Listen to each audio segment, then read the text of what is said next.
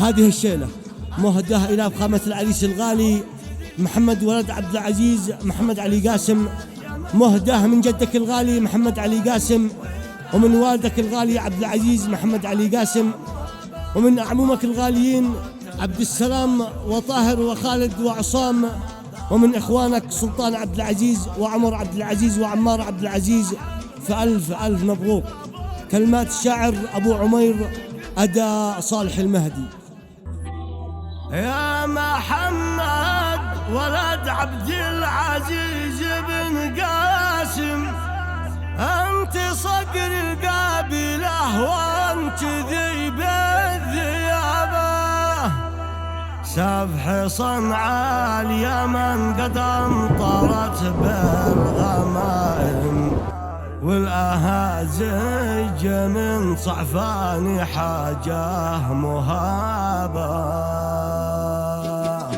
يا محمد ولد عبد العزيز بن قاسم، أنت صدري القبيلة وأنت ذيب الذيابة، سفح صنعاء اليمن قد أمطرت بالغمائم، والأهازج من صعفان حاجة مهابة.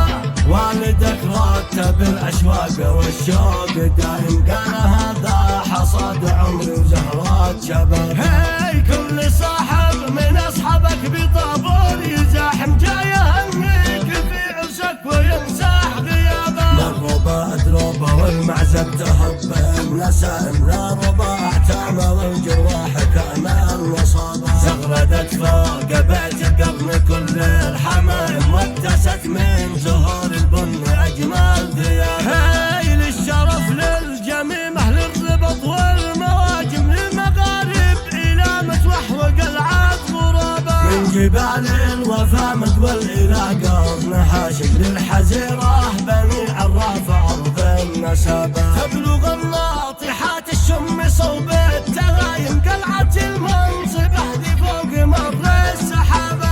قلعة العلم والأمجاد ذي ما تساوم بالمبادئ، وهم شجعان يوم الحرابة.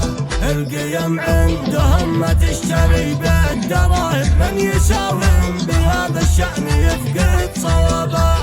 آل قاسم لهم معنى بكل التراجم، والذي يجهل التاريخ يفتح كتابه. ابتسم طالما ربعك أساس الدعائم، بتشل المواقف كالأسود المهابة. أنت مستقبل الأيام ماضي وقادم، وأنت ترجيح فرحة عمري وأنت الصلابة. والتهاني تقبلها من أهل العزائم، باسم جدك محمد والعموم والقرابة. من أبوك المخضرم في خصال المكارم، واخوتك ذي تجدهم مركز الاستنجاب. هي من الشيخ خالد والأديب المساهم، بعمر ناظم الأبيات وكافة صحابة. وصلاتي على طه شفيع